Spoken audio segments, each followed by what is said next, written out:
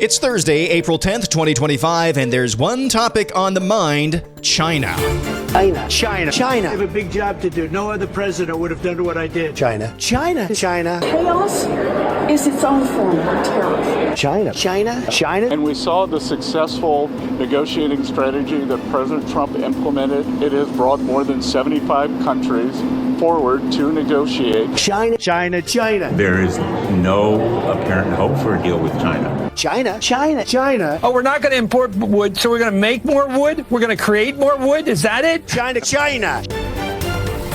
President Trump, around noon yesterday, posted on Truth Social, quote, "Based on the lack of respect that China has shown the world's markets, I'm hereby raising the tariff charge to China by the United States of America to 125% effective immediately." President Trump also announced he's giving a 90-day pause and a flat 10% tariff to the 75-plus countries who have already come forward for negotiation of better trade deals. President Trump sounded resolute yesterday at the White House. People were jumping a little bit out of line. They were getting yippy, They were getting a little bit yippy, a little bit afraid, unlike these champions, because we have a big job to do. No other president would have done what I did. No other president. I know the presidents. They wouldn't have done it. And it had to be done. What was happening to us on trade, not only with, if you look at it, not only with China, but China was by far the biggest abuser in history, and others also, but somebody had to do it. They had to stop because it was not sustainable. Last year, China made $1 trillion off trade with the United States. That's not right. President Trump at the White House yesterday talking about this pause for the 75 countries who came forward to negotiate. Here's Secretary Scott Bessent of the Treasury. Successful negotiating strategy that President Trump implemented a week ago today. It has brought more than 75 countries forward to negotiate. It took great courage for him to stay the course until this moment. And what we have ended up with here, as I told everyone a week ago, they are in this very spot, do not retaliate and you will be rewarded. So every country in the world who wants to come and negotiate, we are willing to hear you. We're going to go down to a 10% baseline tariff for them, and China will be raised to 125 due to their insistence on escalation. So from my view, it seems like President Trump in this negotiation process had basically two options. He could do the unilateral route or the multilateral route. He chose the unilateral route. Now, the risk that you raise with going and doing tariffs across the board unilaterally is that you kick off maybe a chain of unforeseen consequences and create a sense of panic. But that panic can also produce some urgency to come to the table and negotiate a deal. A multilateral strategy probably would have been more calm. It probably would have led to fewer market reactions and a lot less instability and uncertainty. But then you run the risk of, hey, Vietnam, we got these concerns about these trade deals. You want to set up a meeting? You want to do these Mar-a-Lago Accords? And Vietnam calls back and says, I'm busy next Monday. Can you do the 25th? And then it's just a phone. The diplomacy could grind to a halt if he did it the multilateral way. So I think the fastest way, and yes, it's the more unpredictable way, but the fastest way of bringing this to a head was going the unilateral route. And I believe that President Trump has accomplished that, or at least a very beginning foray into that. China is insisting on retaliatory measures. President Trump is upping the ante and is not playing ball with China because they're not playing ball with us. Markets reacted in an incredible way yesterday. Over the last week, the S&P 500 and the Dow Jones are down a little bit. The NASDAQ, actually, after all of this uncertainty and tumult, is actually up over the past week as of this morning. There were some voices of still apoplexia and panic over on Capitol Hill. Here's Senator Elizabeth Warren. It costs everyone in the United States when the president does an on again, off again, on again, off again. Understand, Chaos is its own form of tariff. Chaos is its own form of tariff. Not even sure what that even means. Here's Nevada Congressman Stephen Horsford, who's having a meltdown. I understand it's 90 days. That is the voice of U.S. Trade Representative Jameson Greer. Hasn't spoken to the President of the United States about a global reordering of trade. Yes, I have. I've just been in the hearing with you, sir. But yet he announced it on a tweet. WTF? Who's in charge? WTF, I'm wondering who's in charge of your brain, Congressman Horsford. Now, here is Senator Richard Blumenthal, who just could not help himself from purveying a picture of doom and woe. Yes, there are going to be negotiations, but trade talks take months and perhaps years to reach fruition. And in the meantime, there is deep uncertainty that's going to undermine our economy. Raising prices, as already has happened, and discouraging investment, which depends on stability and certainty. Trump has thrown a bomb into the global economy. And simply saying, now we'll talk about it, will not enable it to recover. Do you have any confidence at all that a deal can get struck with China here? There is no apparent hope for a deal with China. Senator Richard Blumenthal saying there is no apparent hope for a deal with China. Now, there is one figure you might not have heard of who I think has probably had a bigger hand in shaping the overall motif and motivation for what you're seeing from the Trump administration right now with this potential reordering of global trade. And that would be his chair of Council of Economic Advisors, Stephen Miron. He spoke earlier this week at the Hudson Institute. I thought the entire talk was fascinating, including one key bit that I want to share with you later. But first, probably the dumbest voice yesterday was Chris Matthews on MSNBC, losing his mind over wood. But there's another thing. I watched on the evening news last night, one of the other networks, and I watched the issue of lumber. Now, you see, we get so much of our lumber, our 2x4s, from Canada. Where we get it from? Canada. We get our newsprint from up there for newspapers.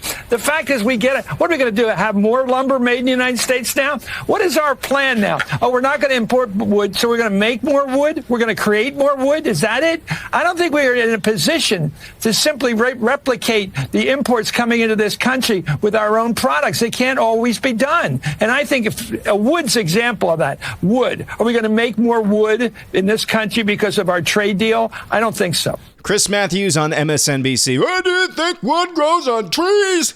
We can't make any wood here. No, that's exactly the plan. That's exactly the plan. I think we've got a few trees in this country, a few trees at least. I mean, I don't think he listens to himself talk sometimes. I don't think that even is something that registers with him. All right, when we come back, we hear a blast from the past and tease this a little bit earlier. There is one person, I think, that has a bigger role to play with what you're seeing right now from the Trump administration in tackling the behemoth that is United States trade policy. We'll talk about all of that and more coming up next.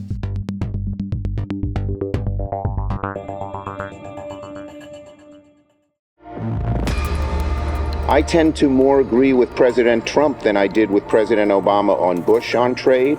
The whole idea for China manipulating their currency, I learned about them when I visited with Macney. I visited Crucible Steel here in Syracuse, and they were telling me back then how their steel products had an unfair advantage because China was manipulating its currency. That's how the whole issue came to the fore, because I happened to visit Crucible Steel back in 2004 or 5, sometime like that. So I hope he's really tough on China, on both North Korea, and on treating us fairly in terms of trade. Chuck Schumer back in the year 2017 sounding an awful lot like Donald Trump on the issue of China. Chuck Schumer saying he wants Trump to be tough on China, recognizes the unfair practices, currency manipulation that the People's Republic engages in, really the Chinese Communist Party engages in. It's just, again, these individuals kind of don't hear themselves talk. And now here's this. I teased this earlier, but I think it's a really interesting and important conversation, and it gives some context to what President Trump is trying to accomplish with this tariff war with China.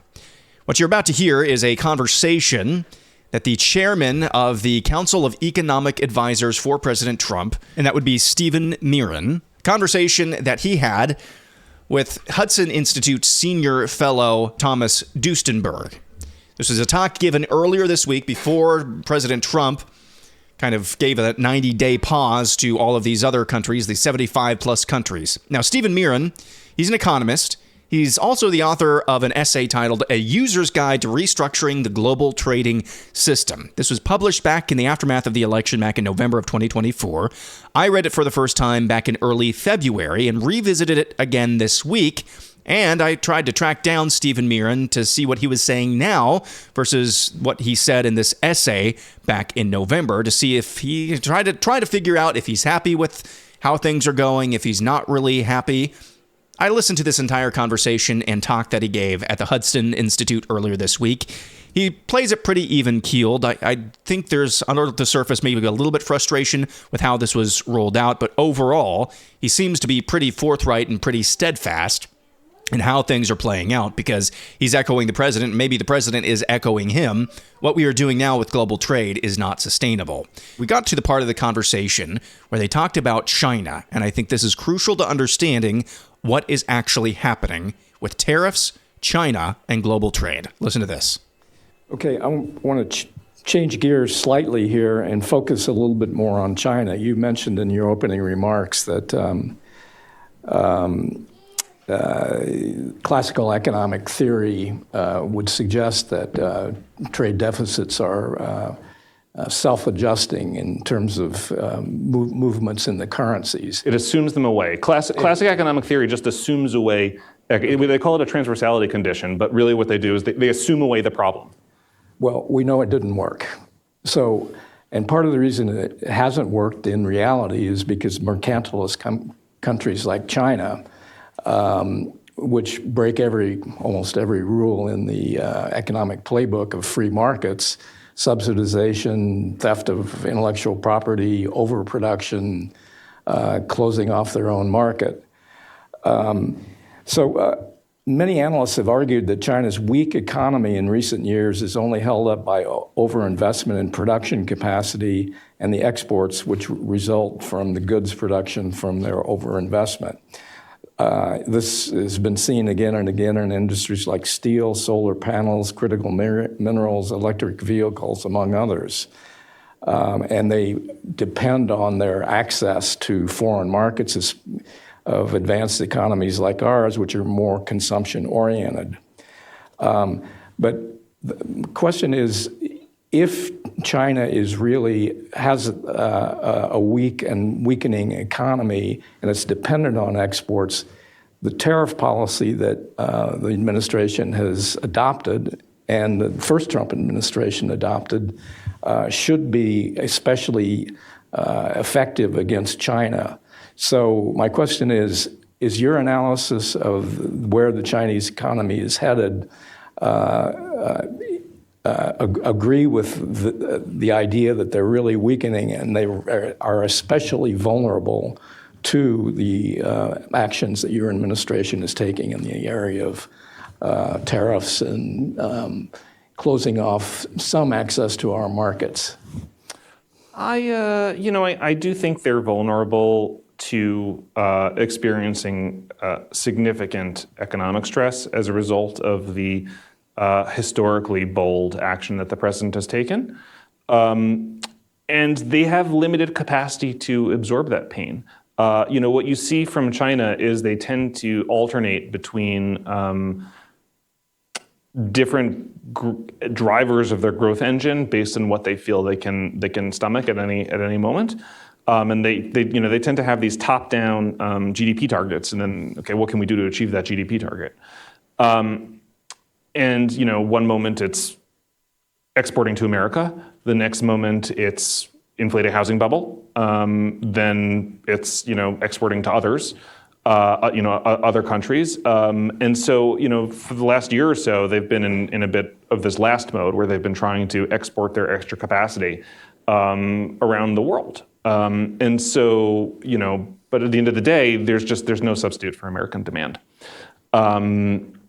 And so I don't know that they'll be so successful at trying to find an alternative. And this is part of why the United States has leverage and other countries don't. Can we talk about incidents? Are you going to ask me, or can I bring it up now? Sure. Okay, so I think that the incidence of tariffs is one of the most important. So economists use the word incidence to sort of refer to who bears the cost or benefit of any economic policy, whether it's a tariff, a subsidy, a tax, a regulation, whatever it is. Who actually experiences the consequence? And one of the core results in economics is that the person who bears the economic cost or benefit isn't really a function of who actually has to remit the payment to the government. It's a function of the relative elasticities, which basically is easier to think of as who's more flexible and who's inflexible. And the example that I like to use with people is about property taxes, because I feel like this is something that most people can relate to. And just imagine that you're buying a house and suddenly the town that you're looking to buy a house in says, okay, we're raising property taxes by 300%. And your property tax bill isn't going to be $10,000 a year, it's going to be $30,000 a year. That's a big jump, right?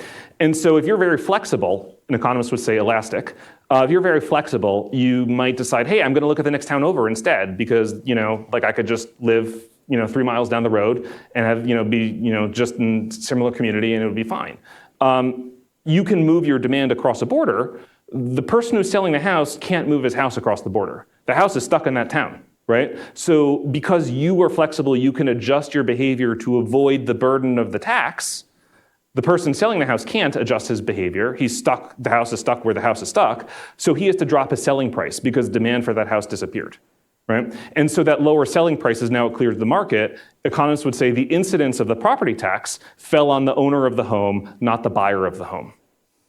The buyer of the home changed his behavior to avoid the tax. The seller of the home was unable to change his behavior to avoid the tax. Right? Now, when you think about this with tariffs, you say, okay, who's flexible and who's inflexible? We can reallocate our demand across borders.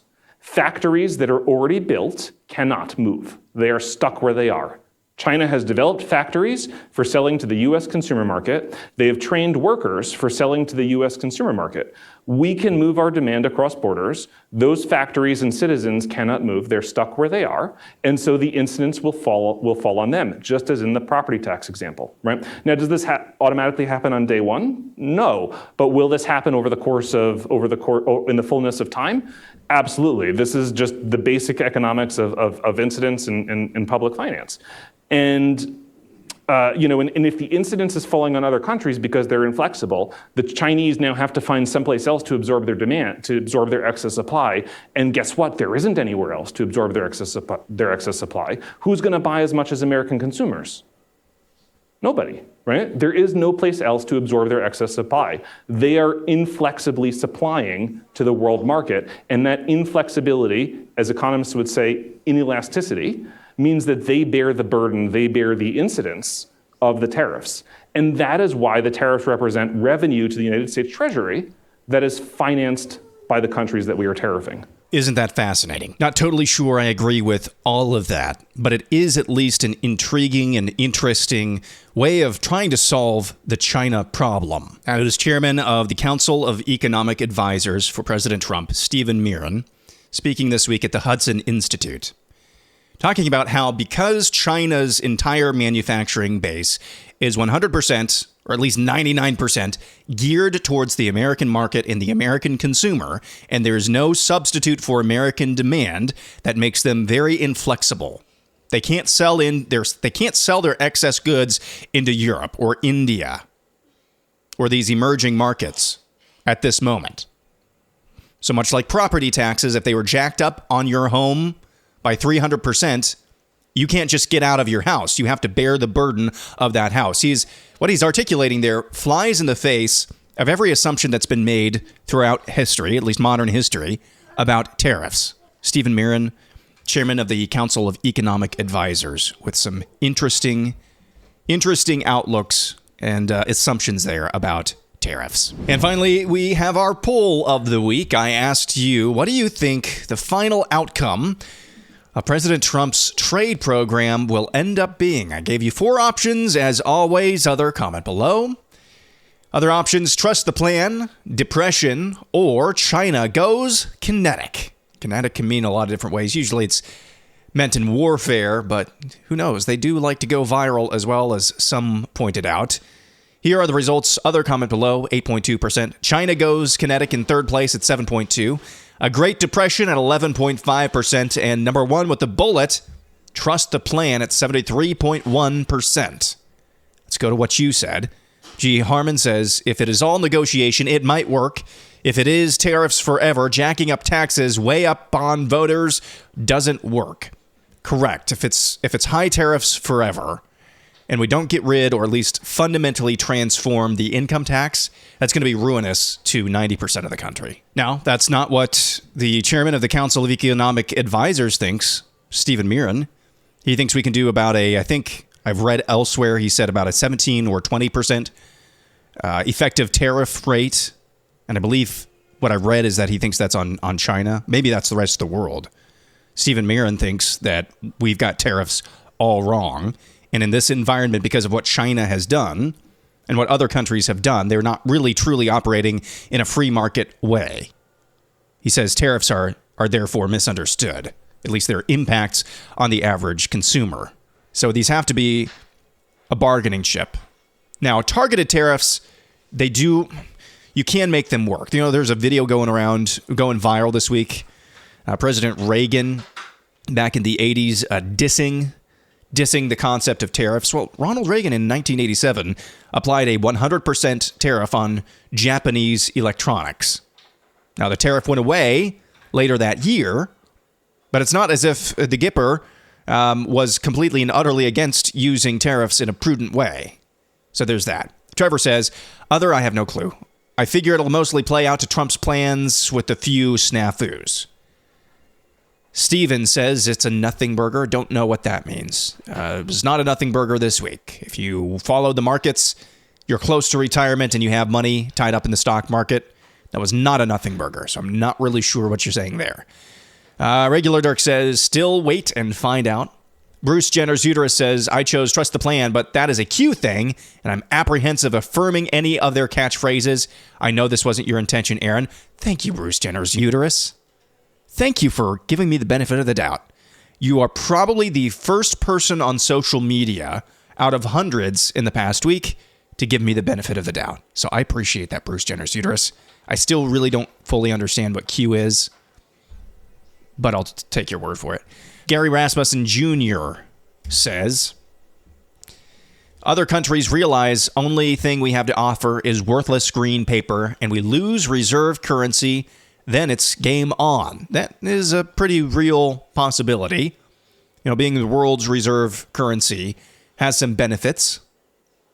It also has some drawbacks as well. Being the world's reserve currency means we can borrow money at a much cheaper rate, but it also means the dollar is very strong because it's in demand, high demand, which hurts our export ability. That's one of the things Stephen Miran has talked about kind of down the road once tariff policy has been enacted, is making sure we're taking care of our currency. But it is worth it for the United States, I think long term, obviously, to remain the world's reserve currency if it's possible.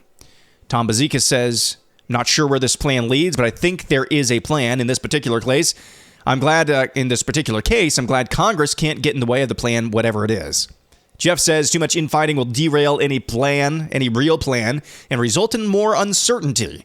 We did see some infighting this week, primarily between Peter Navarro and Elon Musk. Now, Peter Navarro went to prison, I think, for a little while for Donald Trump during the first administration, but I'll tell you, he came off as entirely unhinged over the past week. Now, I don't know if this is part of the good cop, bad cop routine, but I do know Peter Navarro, at least at one point in his life, and people change, but he ran as a degrowth Democrat. A degrowth. That's a term I haven't heard for a long time, but it's exactly what it implies. Against growth. In fact, shrinkage. Jay Breezy says, I don't even want to attempt to guess. I can see it both going good and bad. Craig says, I trust the plan, but voted other. Without a drastic repeal of regulations on manufacturing, energy, and transportation, it's hard to see how they work. He hasn't talked about that side of the equation at all. Well, I think just this week, in fact, yesterday, and this would have been after you after you submitted this, Craig.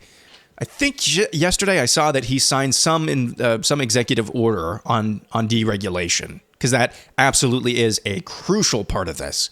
Deregulation and lowering taxes.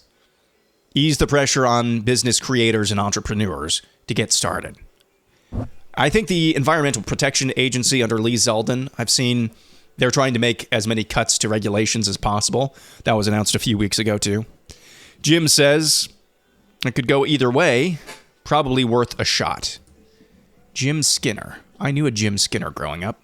I don't know if this is the same Jim Skinner. Rhino Hunter says 15 days to slow the spread. John Galt says, I'm not sure if it'll work, but doing what's tried doesn't. Willing to let it play out. Some call me Tim says, gotta cause China to cave. Michael says, same as it ever was. Jim says most countries will agree to some sort of zero-deficit trade agreement with the exception of China, which will threaten to cut off our supply of critical goods. Uniparty hacks will sue Trump, and SCOTUS ultimately rules against his tariffs 7-2. See, this is the one thing, or one thing I should say, maybe not the one thing, but one thing that has concerned me, because it's been over a week now, and we haven't gotten any sort of judicial tyranny on the tariffs. See what I'm saying? On basically every good policy that Trump has tried to enact unilaterally via executive actions, the judiciary has tried to get in the way and gum things up. On this, though, they have not so far. There are a lot of responses to this, but that's all that we have time for this morning. Hope you have a wonderful rest of your Thursday. Tomorrow is Ask or Tell Me Anything. Make your submissions. Ask me any question you want. Tell me any news story you think needs covered on the AM Update. Look for the pinned tweet on my profile at Real AM Update on X. Have a nice day. Back at it again tomorrow. I'm Aaron McIntyre, and this is the AM Update.